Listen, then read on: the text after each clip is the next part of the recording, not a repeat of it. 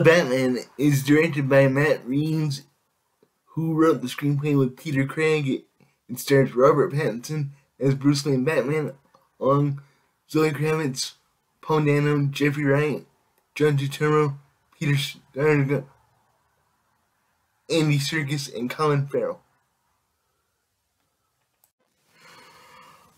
On Halloween night, when a sadistic serial killer begins murdering key political figures in Gotham, Batman is forced to investigate the city's hidden corruption and questions his family's involvement.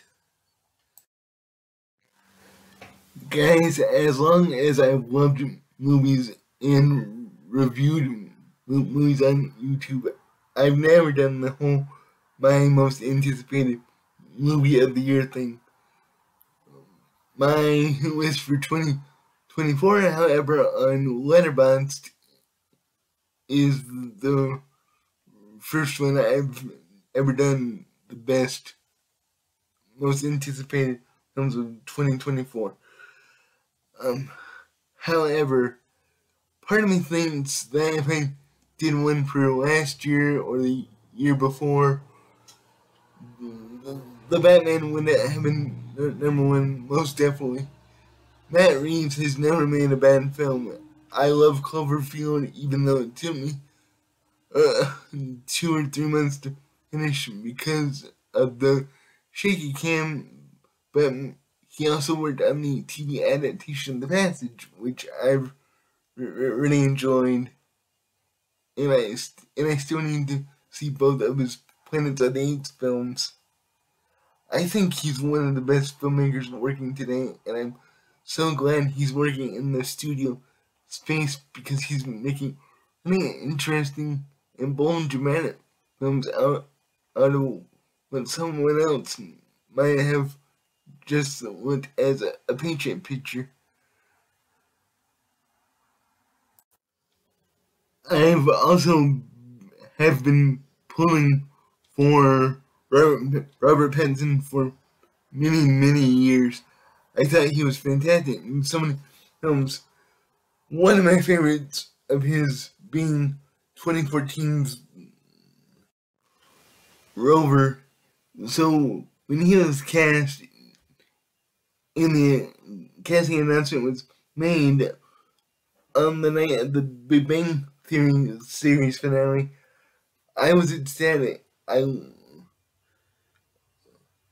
I thought it was a fantastic choice, despite what many people on the internet keep doing over and over again, who have not learned their lesson ever. They just keep doing it, even to this day. The Batman is absolutely fantastic. It's a 3-hour film that feels like 2. It's very much as advertised. Matt Reeves has touched extensively how he wanted to make a detective movie that felt like a film that had aspects of David Fincher movies like Zodiac. And he succeeded with flying colors, even though Batman has definitely investigated cases in the past in movies like Mask of the Phantasm or The Dark Knight or Under the Red Hood. It's never been shown to this extent. Reeves is meticulous in how he depicts Batman's ability to solve crimes and the tech he uses that I won't spoil here. I thought was brilliant. I've never seen it done before in a Batman film this way. It was an ingenious way for Batman to tabulate everything that he was investigating. The choice to make the Riddler essentially the Zodiac killer is also very smart, because if you look at real-life true crime, someone like the Zodiac who left ciphers and toyed with the police is essentially the Riddler. And although I will always love Jim Carrey as the Riddler, but Batman Forever is one of my childhood films. What the Batman has done really brings the Riddler down to earth and makes him feel like someone that could feasibly pop up one day. And so the film is sufficiently terrifying at times. And having loved Paul Dano in multiple films, especially Prisoners, the choice to make him some kind of murdering maniac works for me.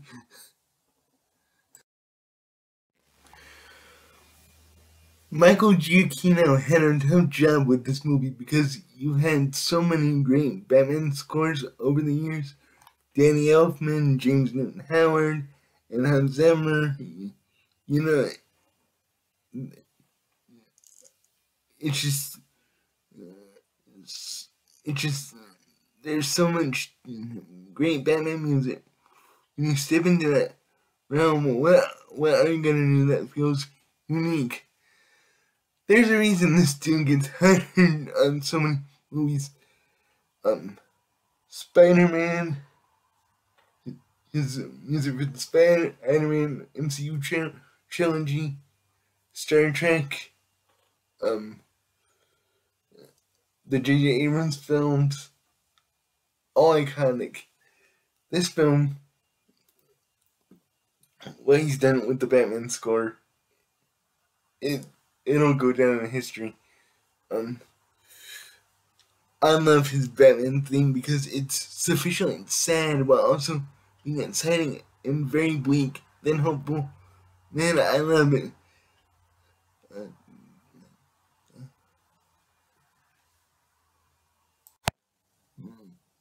There's been a fair amount of actresses that have played Catwoman in live action films, of course.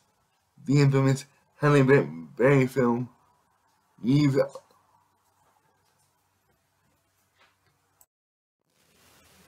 had Anne Hathaway and the iconic Michelle Pfeiffer, who I still think is the best Catwoman, but Zoe Kravitz is excellent as Selena Kyle. I love the simplicity of her mask. It works for a character that is not rich, that does not have a lot of money, and she would have just cut that out, mask out herself, and put it on her face. It just makes sense for her character. Colin Farrell as the Penguin is absolutely unrecognizable. What they've done with him is astounding, and it's not even just the way he looks.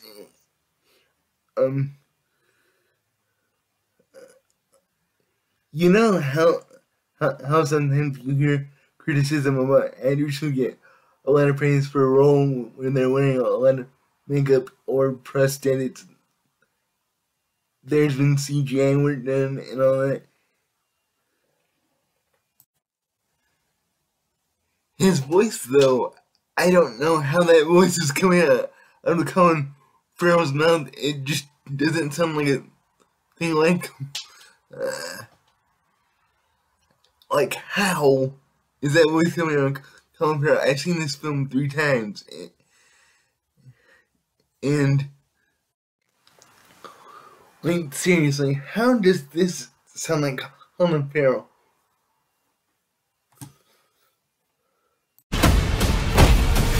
Whoa, take it easy, sweetheart.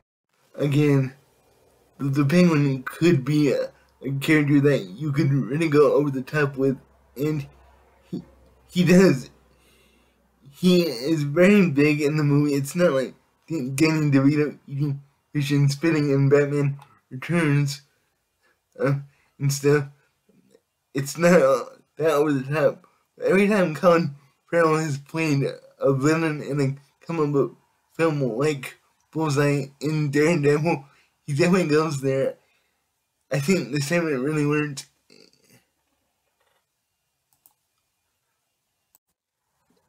And he also has one of the most insane sequences in the film, which you've seen pieces of in the trailer, an absolutely spectacular car chase with the Batmobile. And that scene was riveting as hell. I also loved Andy Serkis as Alfred. I mean, the casting here is just on point beyond words. Everyone is so good. So let's talk about the obvious elephant in the room. Robert Pattinson as Bruce Wayne and Batman. This guy, man. I don't want to hear complaints, criticisms, internet trolling, nothing. It's done. It's done. I don't want to hear stuff about Robert Pattinson as Twilight or Sparkles or whatever. That I don't want to hear him. It's done.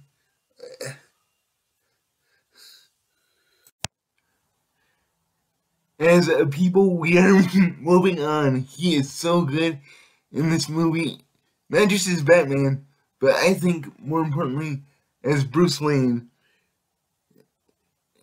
Especially, he's very silent.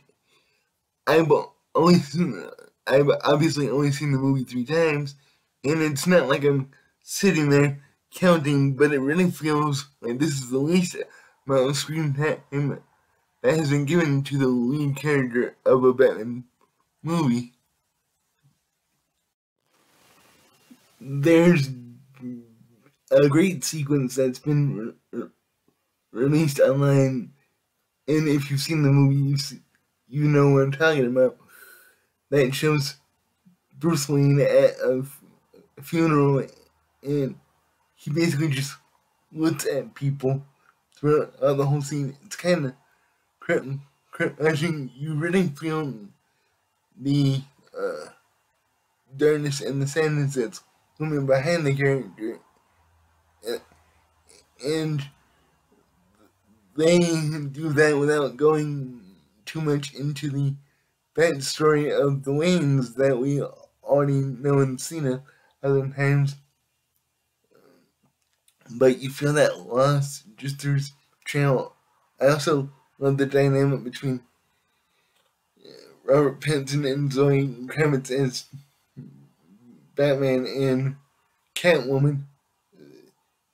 Their chemistry, you could just feel the instant chemistry between those two.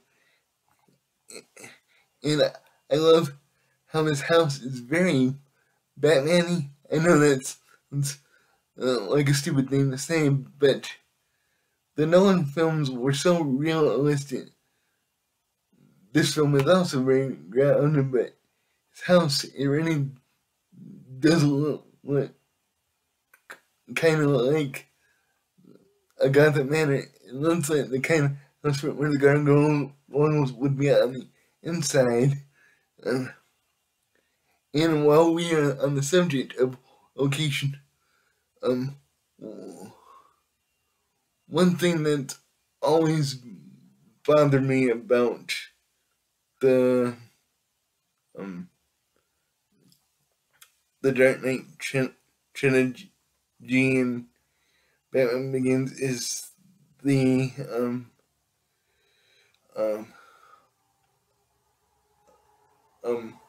city of Gotham.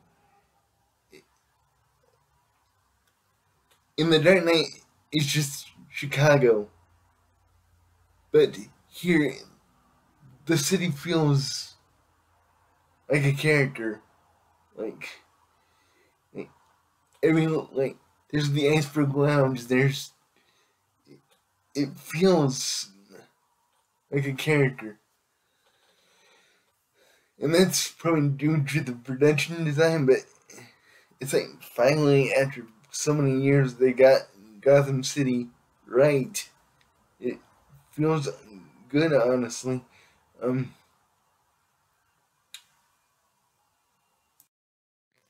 I I think it was Tom Wilkinson as Carmine Falcone in Batman. Maybe it begins that said, like, I don't need protection for them.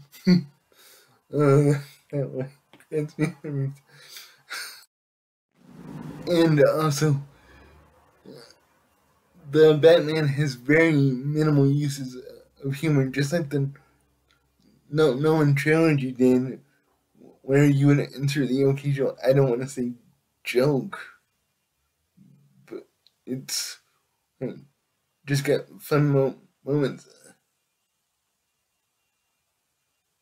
I mean, if you actually watch the Batman Begins, there's that's a fairly funny movie. I remember the nice coat line.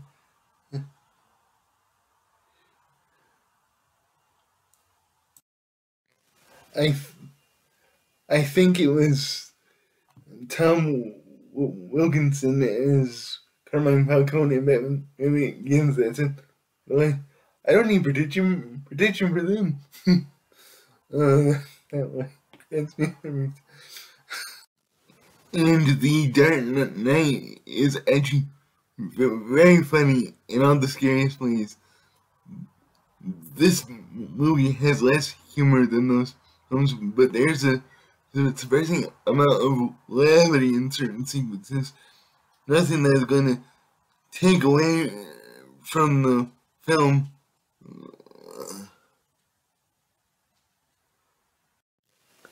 The Bat-Suit obviously does a lot of work for Andrew who's portraying him, but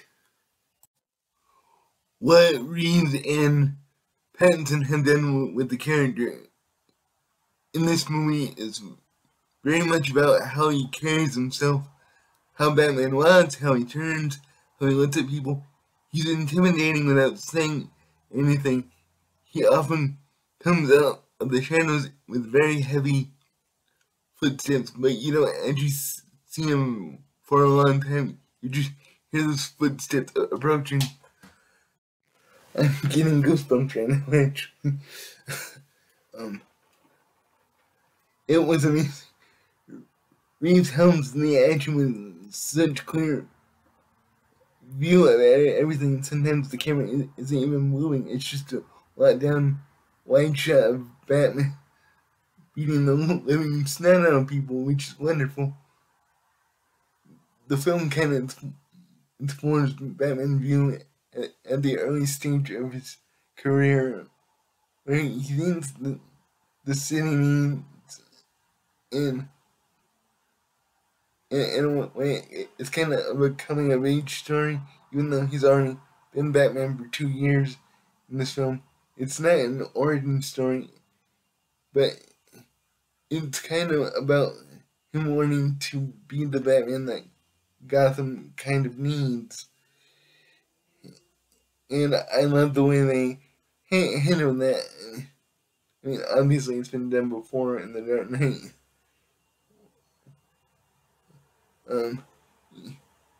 It's been done before, but here in the Batman, the way they did it, it was amazing. It was super smart. I kind of want to do a spoiler video for a 3-year-old film. Um. Oh my god. But you know, this film actually genuinely satisfied me. There's nothing I would change about this movie. It is fantastic. And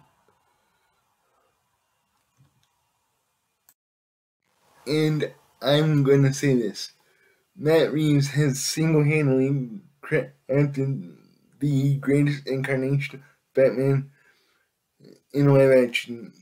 The Batman is literally perfection, and I cannot wait to see the Penguin series on Matt's The Batman Part 2, and hopefully one day, if it ever gets announced, Batman Part 3.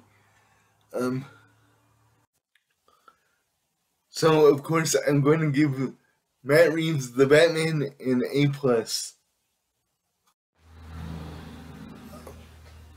Guys, thank you so much for watching. I had a blast talking about this film. Let me know what you thought of the Batman down below, and until the next video, guys, I will see you all very soon. Make sure to like, share, and subscribe, and until next time. Preview.